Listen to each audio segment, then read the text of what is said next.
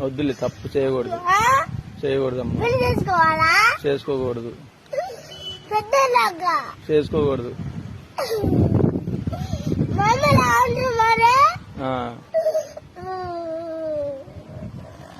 ఇప్పుడు దానికి నీకు ఏడిపోతుందా?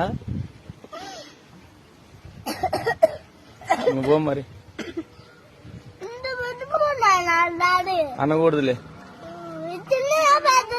పెద్ద మాట ఏది నాన్న? అంటే అనుకోవచ్చు అనుకున్నా ఈ పెద్ద డాడీ ఎందుకన్నదాన్ని అడగనా మరి? అడుగు. సర్లే, రేపు అడుగులే, అడిగి సరేలే.